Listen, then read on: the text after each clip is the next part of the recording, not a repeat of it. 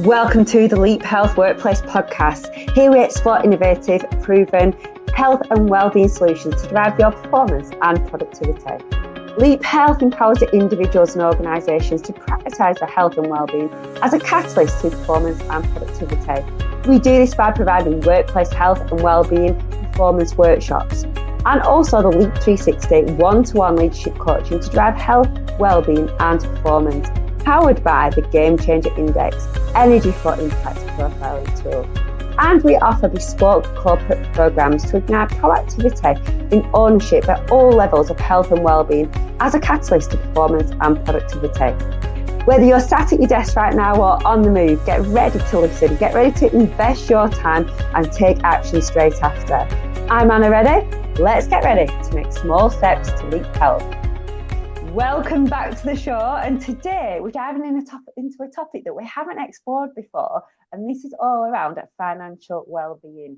So if you've ever wondered about your finances, whether you save enough or how much money impacts on your health, this episode is for you. And I'm really excited because we've got the expert Alina Burlacu to shed light on many key areas.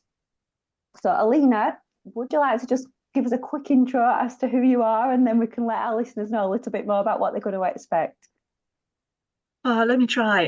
So Alina Burlacu, I'm a personal money mentor. So on a day-to-day basis, I help my clients sort of reconnect with their best ideas in terms of personal finance and drive better results through, making more informed decisions in the area of their finances. So we achieve results by a combination of coaching, mentoring, education, financial education. And that seems to work really well. It's a really good combination. And the majority of the time we try to drive better decisions. But if we aren't able to do that, we at least try to avoid the most common mistakes. To ultimately to help them make the progress that they want to kind of enjoy the life that they need. Wonderful. Can I just ask you, please, to repronounce your name again, because it just doesn't have the same edge in my Lancashire accent. Go for it, Alina. Go on, in your beautiful accent. Go on, tell us your name again. I love it. Go on. It's Alina Burlacu. Oh, I just don't do it justice in my Lancashire accent at all, do I? So I do apologise. So that was a really great intro to give you a bit of an insight as to who Alina is. And yeah, going into that psychology of money is absolutely fascinating. So it's not just about thinking, right, I'm going to invest in here or saving here or spend this way. You know, Alina delves into why your behaviours as they are, which I just find incredibly fascinating. And I've been working with the PFS and CIR for the last few years, delivering all different areas of health and wellbeing, so nutrition, rest recovery, movement, burnout, all different areas. But financial wellbeing, I've got whole hands up, it's not an area of my expertise. So I was delighted when I found a podcast series that Alina and some of her fellow colleagues at the PFS had put together, which were really good. They're really down to earth, really easy to understand and totally make sense. So I'm sure you're going to be taking something away from today. Financial well-being impacts on our overall well-being far more than we actually realise at all stages of our life, and particularly in the world that we are now, when things are rapidly increasing in price and we've got more financial pressures. So without further ado, I'm going to stop wittering in my Lancashire accent and hand over to Alina with her beautiful accent. Alina, tell us, what exactly is financial well-being? Is it just having a certain amount that's saved, or is it more about your relationship with money? Yes, well, it's a bit of both, really. I think financial well-being seems to be different things for different people. I think it's a combination of how the actual financial setup, the personal circumstances, but also it's a state as well, where you've. So I think it's how secure and comfortable you are ultimately with your finances. And I think if we were to sort of look at it in a more structured way, I often look at the financial security and financial freedom. So kind of financial security is about making sure that you can stay on top of the day to day. For a lot of people, they take a lot of sense of security from staying on top of their financial commitments and also being able to navigate financial shocks, like the all the surprises that we don't want that have financial consequences. That's kind of where the security comes from, and that ultimately contributes to financial well-being because it helps us feel less stressed and anxious about the everyday, and live with that fear of, if the boiler breaks down, what am I going to do? And then there's that part of financial well-being that is to do with freedom, the freedom to choose. I mean, choice is a massive thing. Not feeling stuck on your tracks, and freedom is to do with firstly feeling that you're in that position to kind of carve the future that you want, to look forward to things and experiences that you want to have access to, but also is to do with options and choices and stay on track versus those options and choices that you want to create. So it's about kind of being able to look into the future and with a sense of opportunity, with a bit of a less, whilst financial well-being doesn't mean that you're not risk aware. In fact, it's advisable that you're risk aware to make sure that you're set up for success for the everyday, but also look at your financial planning portion with a sense of possibility, with a sense of opportunity. And that's where I feel like financial well-being comes from ultimately. Thank you. And I love how you pick up on that point of it's not about being risk averse, but I guess it's about finding that balance as an individual about how it's going to impact on your well-being.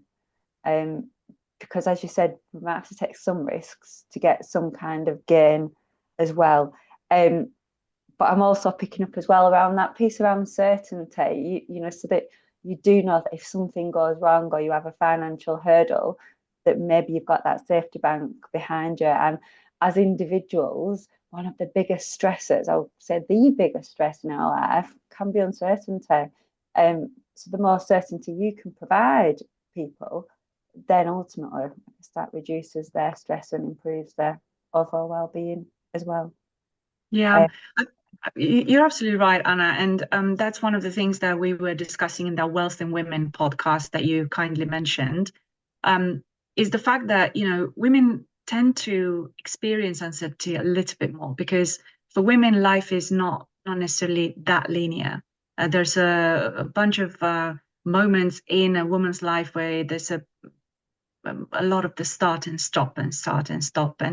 And that, if you put that in the context of financial planning, it's never going to work. And it feels, especially women, with a heightened sense of anxiety, because they know there's going to be a career break, it's going to be, to have children or to care for someone, or, health-wise, women go through ebbs and flows too. And I think that we were talking about women addressing these issues with other women because of the relatability of it. It doesn't mean that men don't understand it, but it's less spoken of in the context of financial planning.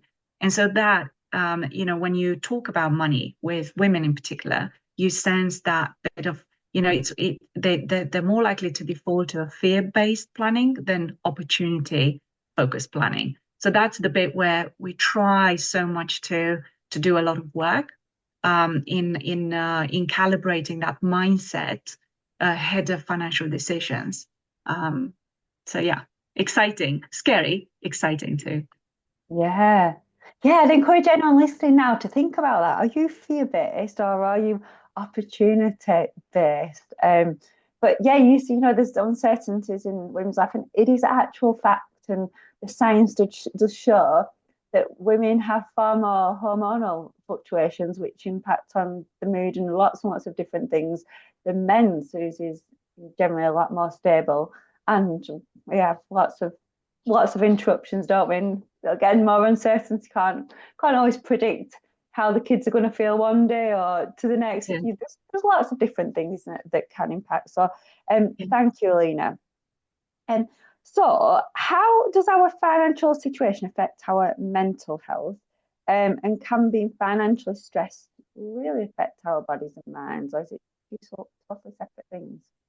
Yeah, I mean, never mind the statistics. I think the statistics show that there's such a huge connection between mental health and financial health, because usually we find that people who struggle with emotional health, with mental health, are more, it's like 3.5 times more likely to end up with bad debt, which is significant. It's a significant statistics. And equally, obviously, now we're talking about cost of living crisis and everything else. That the uncertainty of tomorrow, the uncertainty around today and tomorrow can really affect people. So I often find people that don't sleep well at night. They have eating disorders. And because of the lack of sleep and everything else, when your lifestyle is not healthy, then we tend to make unproductive financial decisions too, because we tend to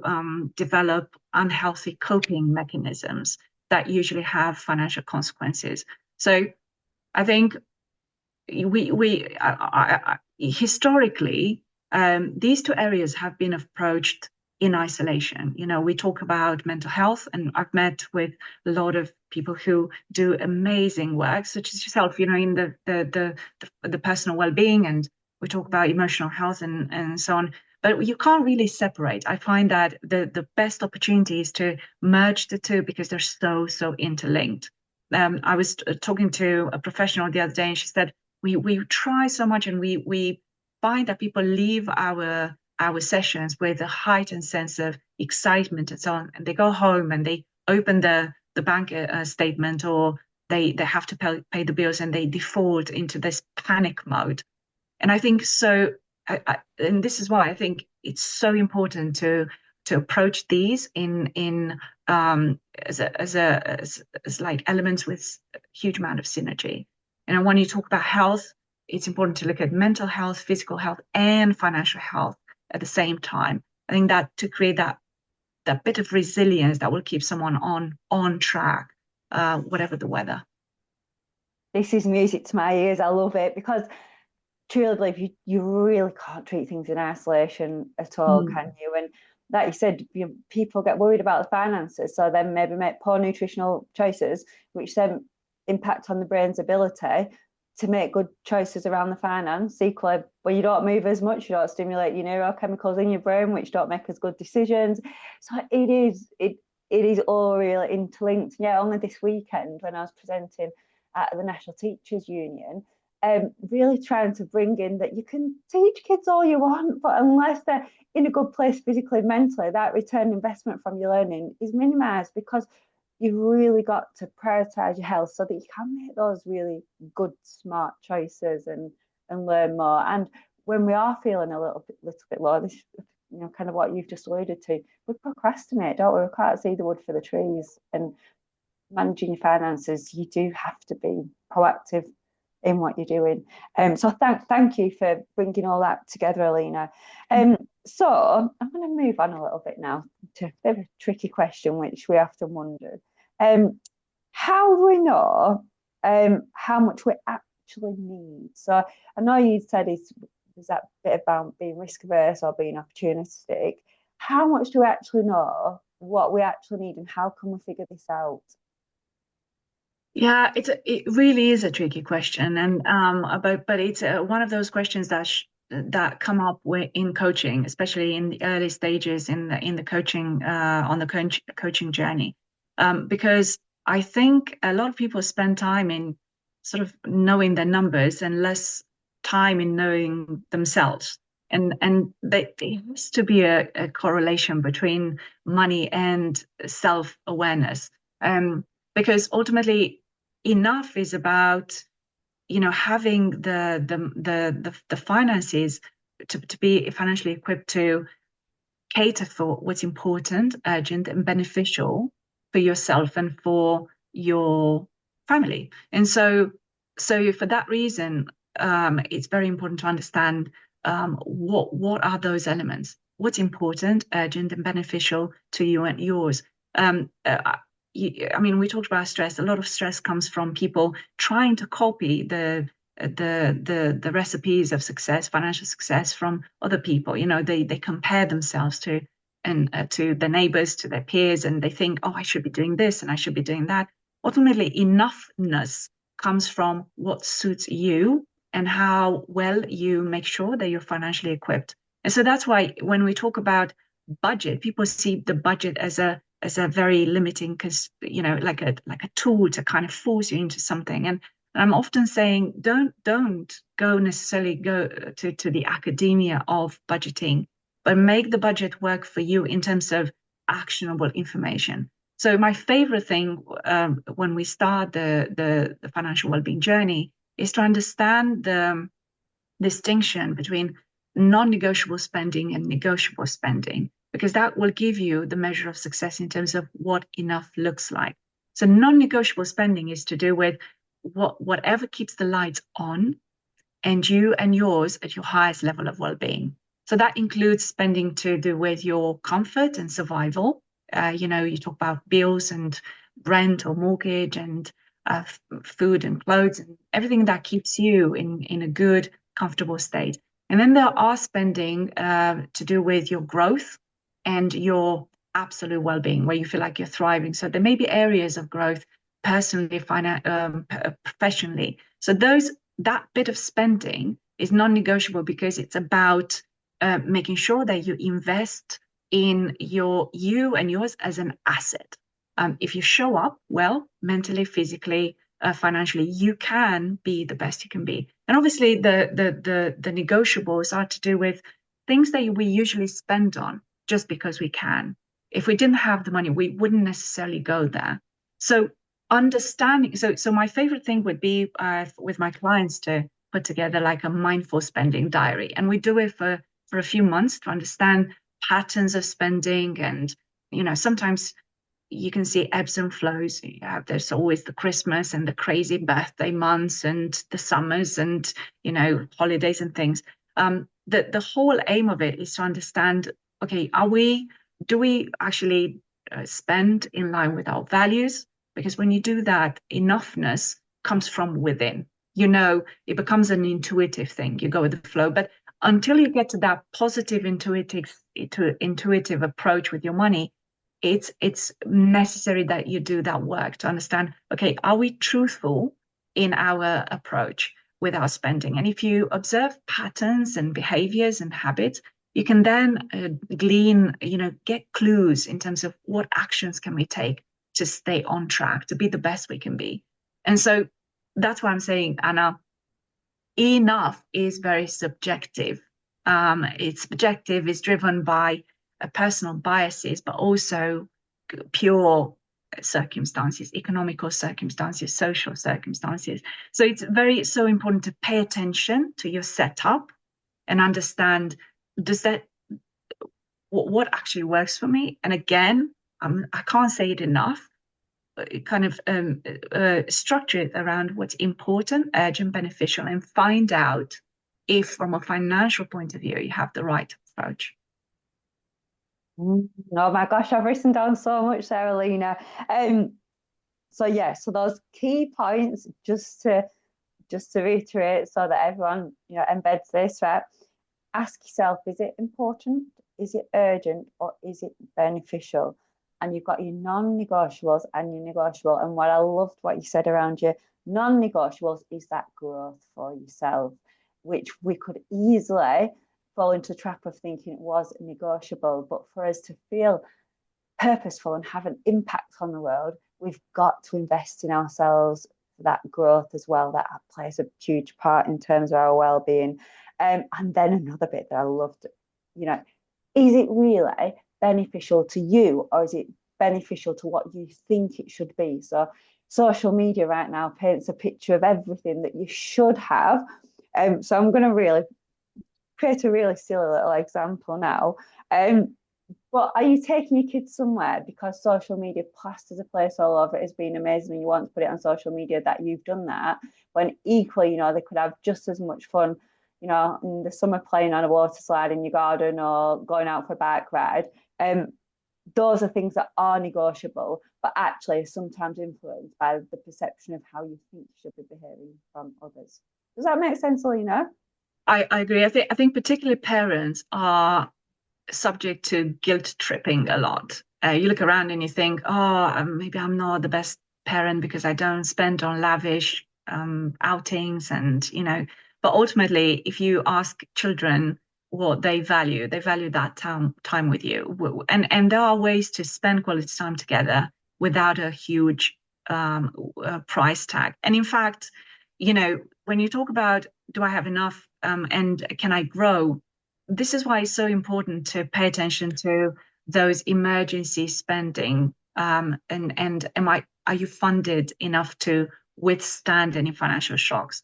Because anything that can happen that detracts you from then putting positive spending behind your growth and making sure that you spend quality time. So allowing you to save for a holiday and being able to have that holiday, allowing you to save for um, uh, uh, maybe like things and experiences that you can do jointly as a family, without the fear of one day the boiler breaks and you have to pay for that. So then you kind of go, oh, okay, so I guess we're not going on holiday anymore.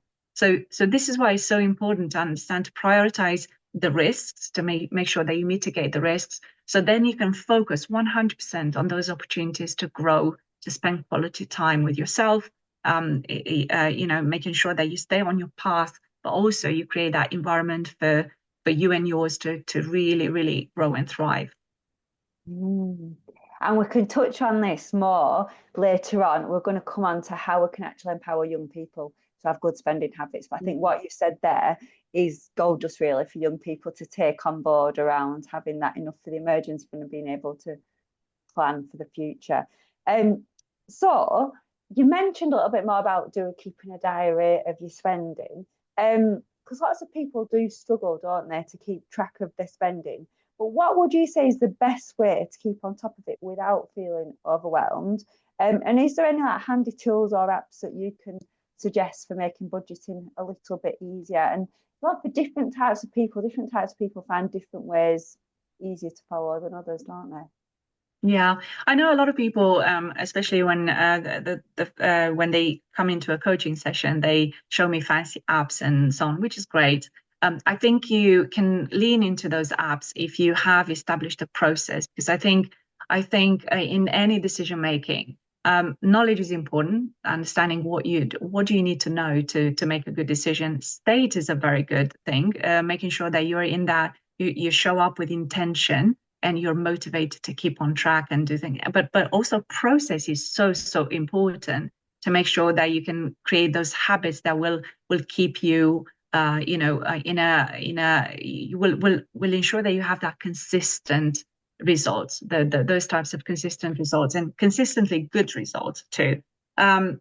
Now, budgeting is a tool. So whatever tool you use, whether you use the budgeting tools provided by your bank, your smart app, it's good enough. But again, understanding what does that actually say?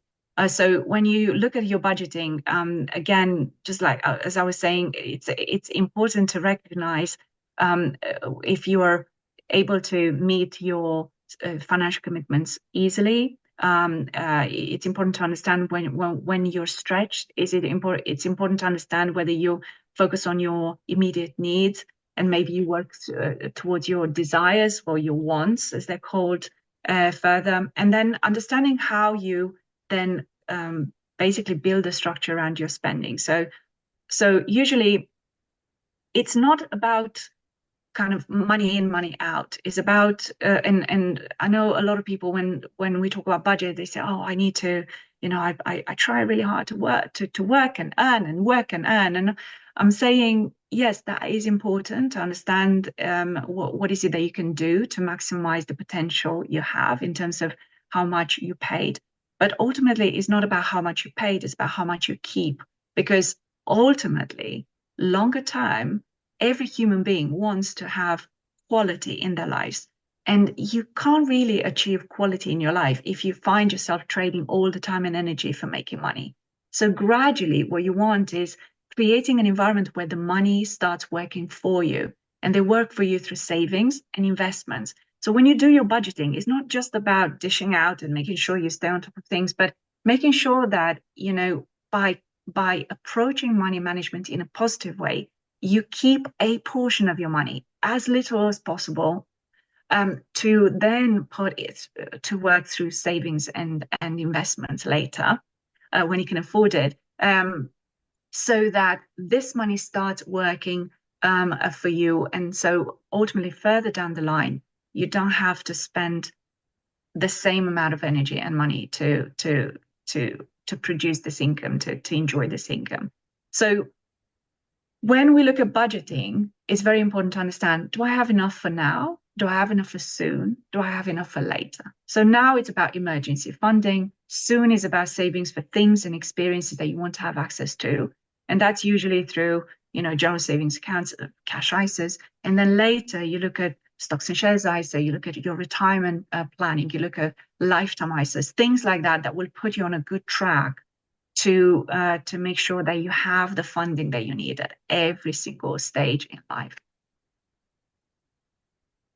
Super. So I think that kind of explains what my next question was going to be around how do we know how much we should be saving, because you've broken it down into those 3 points there.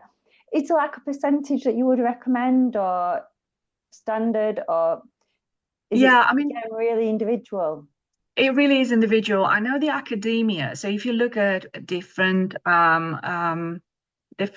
theories of budgeting, probably one of the most common ones would be the 50, 30, 20. So 50 for needs, 30 for wants or aspirations, where the growth happens, and 20 is for savings, investments, basically making sure that you have that money to work for you. Now, sometimes it's possible. I find that a lot of younger professionals, because I often work with workplaces, and their employees range from like early stage, mid stage, late stage in their careers. So I can see whatever the stage you're at, there is a time where you have a rhythm and you have a flow and you're able to stay on top of things and you self-regulate and you have the ability to keep an amount that allows you to save and invest.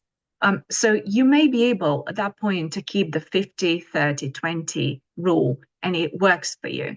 But there will be times when you experience significant change, and it could be not just bad change like a divorce or a bereavement, but positive change like buying yourself a new home or welcoming a child, your first or another child into your families.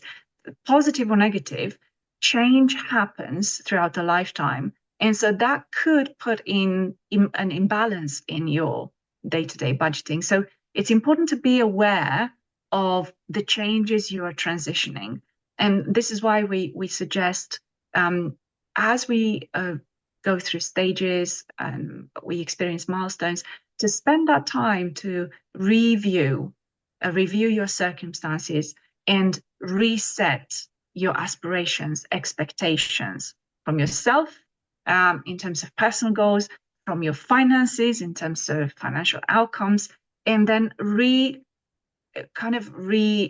adjust, recalibrate your approach in terms of, maybe for a lot of people, the focus goes from investments to savings, or from savings to emergency savings.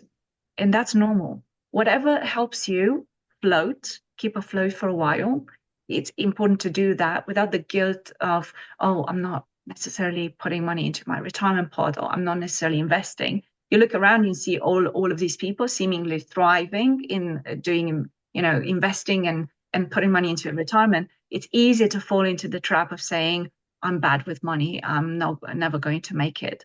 Losing sight of actually, what actually allows you to navigate the here and now really well. So depending where you are in your circumstances, it's important to have that visibility, review your circumstances, reset your aspirations and expectations, then realign your money approach behind those aspirations and expectations, and then more importantly, settle on a set of actions that will keep you on track versus what's, again, important, urgent, beneficial.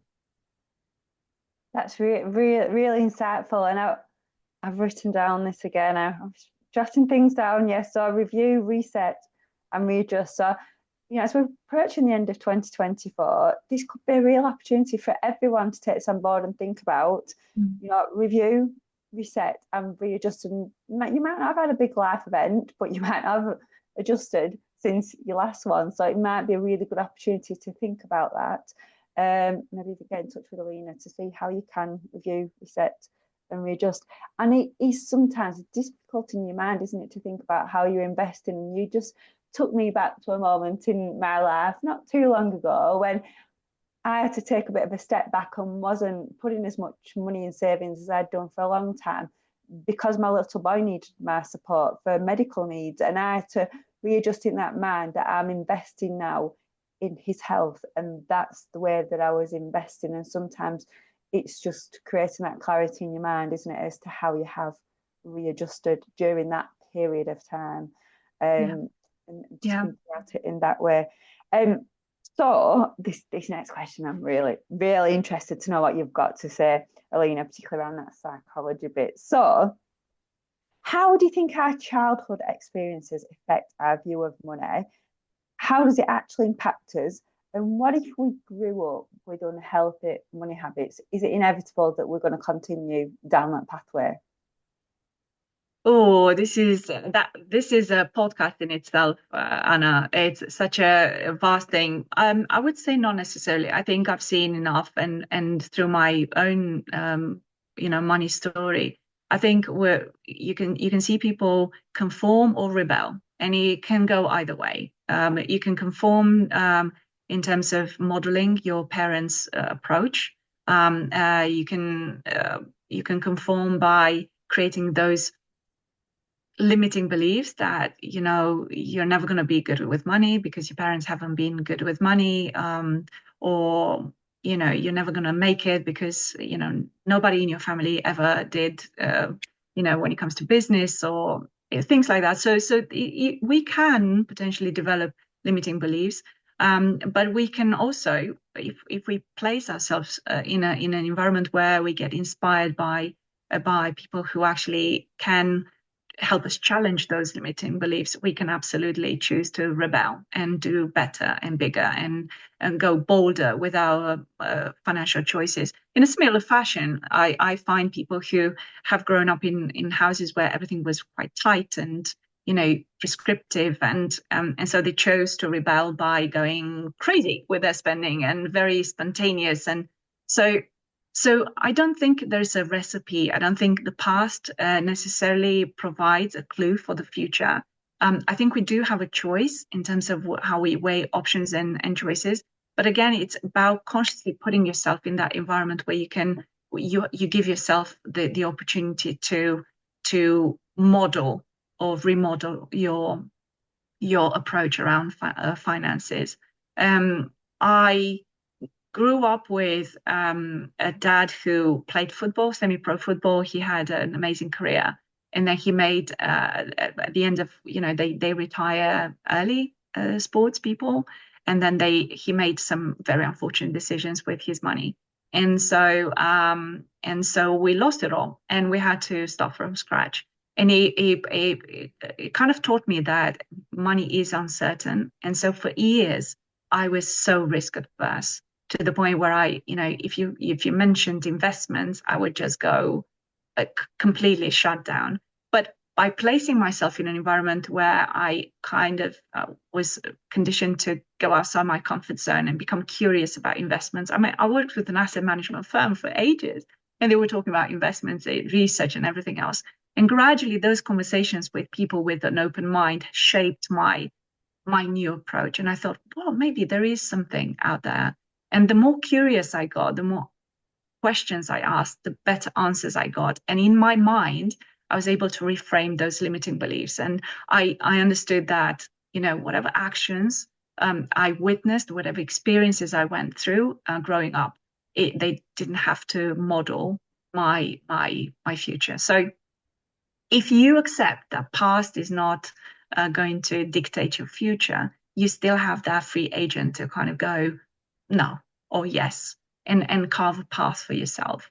But becoming a student of your money story, understanding your past, is really super important, because the worst thing you can do is ignore it and kind of park it in the background.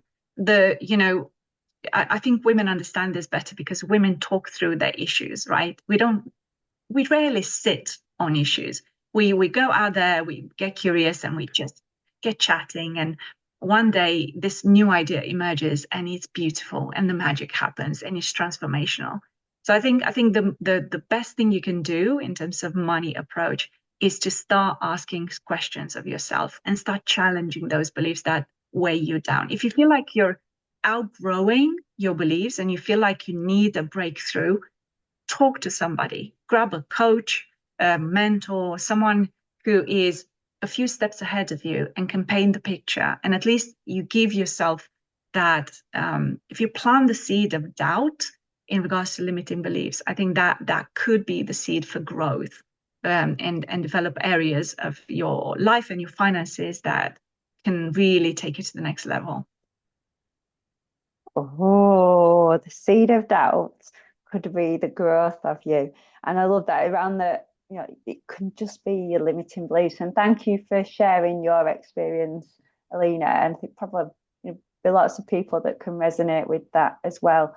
And yeah, you've given us permission to rebel, but in a controlled way as well. But before you decide to rebel, it's around really digging deep and being true to yourself, isn't it? And as you said, be curious. The more curious we can be and interested to find out who we are and why we show up as we do, then the more we can make informed, good decisions, can't we? And change the trajectory of what could have been our life to something else. We don't have to follow the same path, do we? We can be ourselves and make our own decisions. So yeah, I love that. Thank you.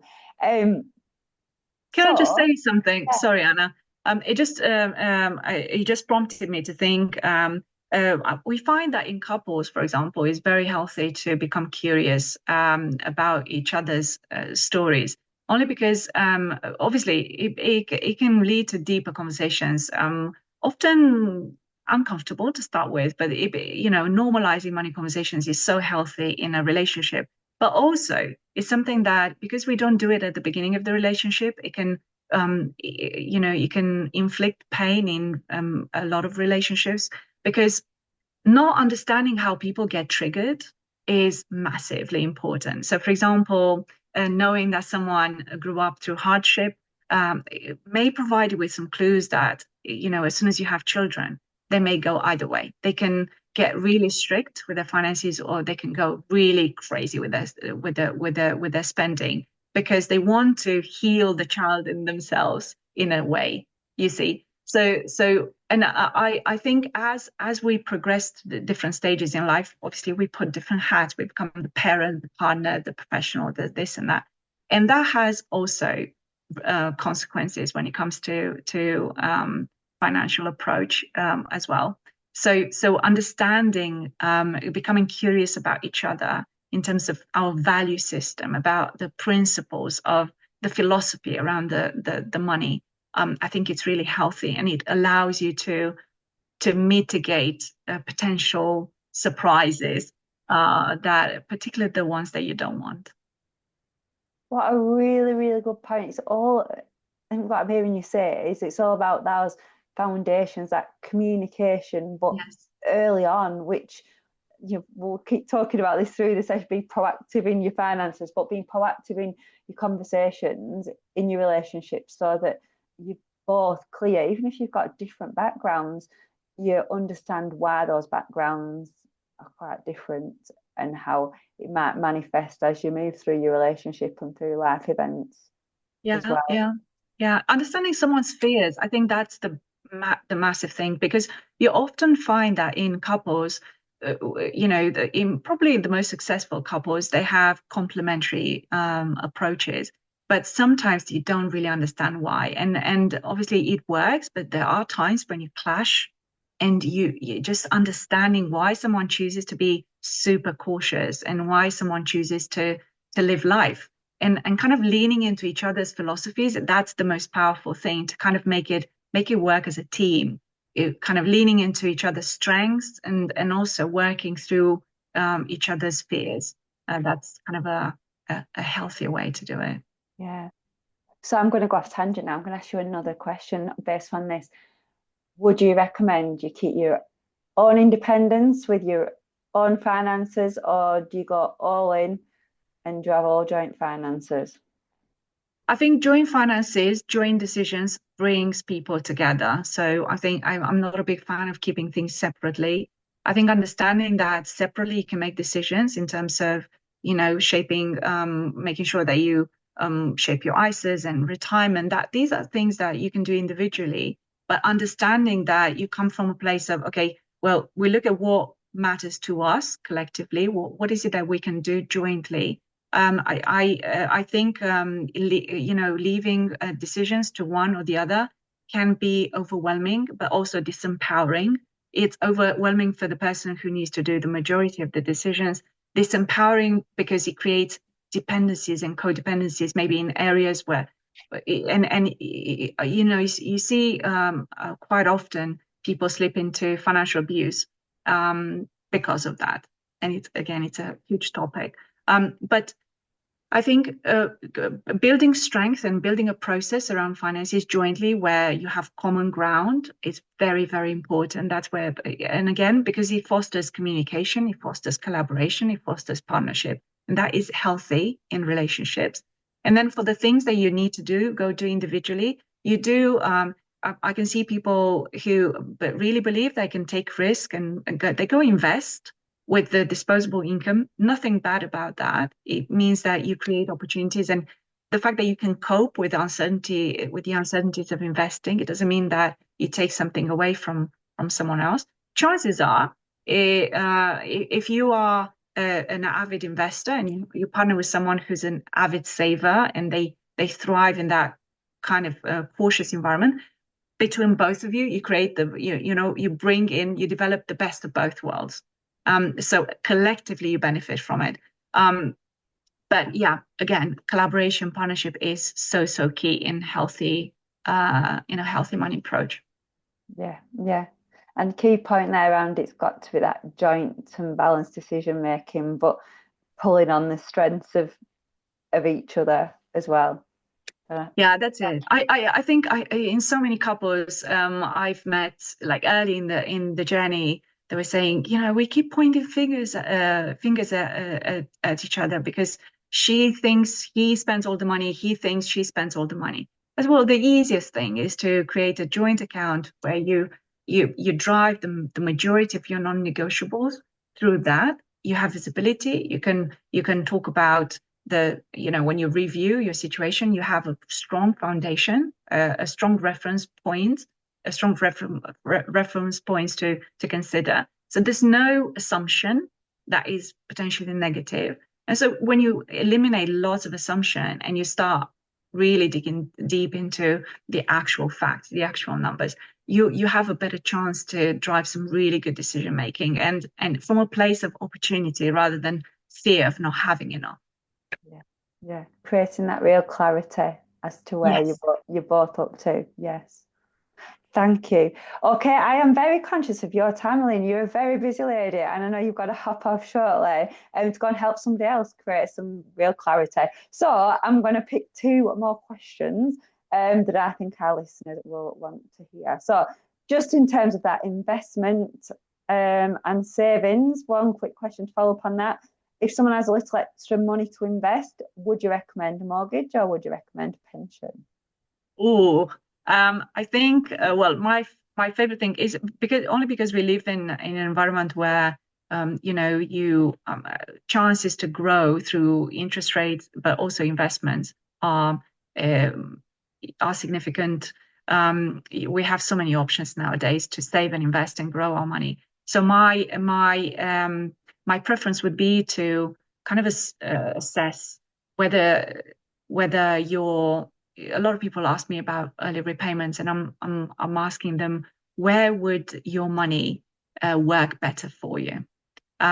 So you could argue that yes, you could sleep better at night, plugging gaps, dealing with your mortgage.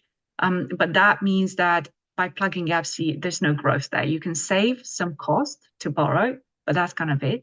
I think there may be a sweet spot where if you have a balance about maybe 100 or 150,000, that's pretty much the point where a lot of people pivot from focusing on the mortgage to actually consider more intentionally investments as a way to grow that disposable income. And I would say if the interest rate or the growth you can give to your money is superior to the interest rate you pay for your mortgage, I think that's the point where you could potentially start becoming more creative, more intentional about maybe pivoting towards investments a little bit more. Make sure you bank that growth for your, only because of the power of compounding. The power of compounding is amazing. You take £100, and there are so many calculators out there. I think it's where did I see it? I think it was a money saving expert. I think they have a mortgage repayment, and then at the bottom of the page you have savings opportunities. So you see how far would you be able to take that £100, for example? Is it worth putting it into your early repayment, or is it worth growing it through savings and investments? And I think more often than not, savings and investments win the argument, especially in this environment. Oh, again, I'm hearing rebel about the norm, but but with good choices, with good decision and clarity. Thank you, Lena. So sorry, Anna. So I meant to say, I think you make an excellent point. The norm. I think we tend to have a super subjective relationship with debt, and some people, however you present the argument, they will still prefer to repay their mortgages because they have this cultural bias they grew up with that says mortgage, especially in retirement, is bad. My view is that based on best practices, actually debt in retirement is not that bad, but you have to sort of investigate and again get curious about the options and choices you are creating either way, and to make those informed decisions. So biases is a big thing, but once you go over that and you investigate and get curious, chances are that that's where the magic truly happens.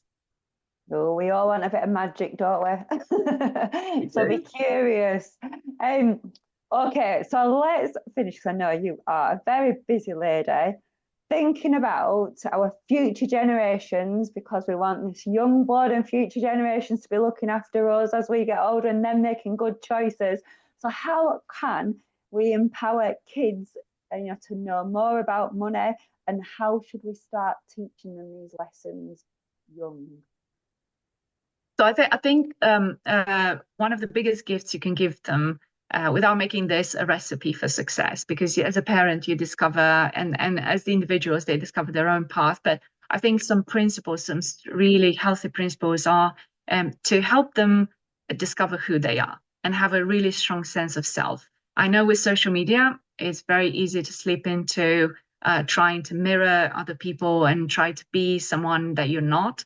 And just reconnecting them and putting them in an environment where they can thrive and discover who they are and who they want to become is essential, because ultimately that will drive their choices in terms of where are they likely to put their time, energy, and money. So knowing thyself is so important in any endeavor, especially when it comes to financial planning. Secondly, I think the biggest gift you can give them is by engaging them in the day-to-day, making sure they know how much the mortgage is, making sure they understand what the mortgage is, making sure that when you say, a lot of people say, oh, money don't grow on trees. Well, unless it's a pension. But again, understanding that actually instead of defaulting to these sound bites, understand actually, like I was trying to explain my younger son, the fact he was saying, oh, you earn all this money. I said, yeah, but you need to pay tax. So I was going through the tax, and now he knows that when you earn money, you pay tax. And that's, so in your financial planning, you need to include that as well as, your earning potential. And so that's very important to understand the budgeting, in fact, for the students that I mentor, I can see a lot of anxiety coming from their inability to budget. So I think if you include them in those family decisions, and you help them understand savings and emergencies and investing, they're more likely to be equipped with what they need to make sound decisions.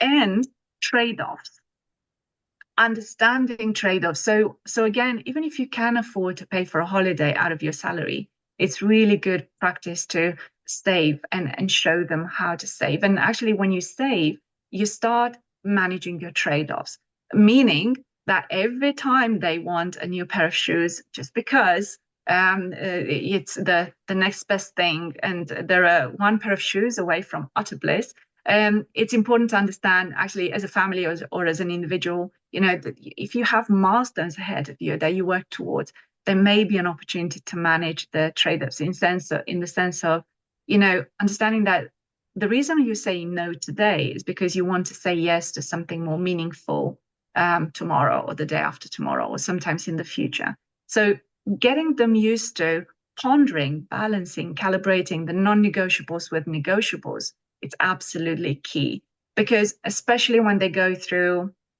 those ebbs and flows, and they're very receptive to the sales, the big bright sales signs, or the TikTokers and everything else, that you need to help them develop that little voice in the back of their minds that kind of probes, that kind of prompts them to think, well, actually, do I actually need this? Is this important, urgent, beneficial for now?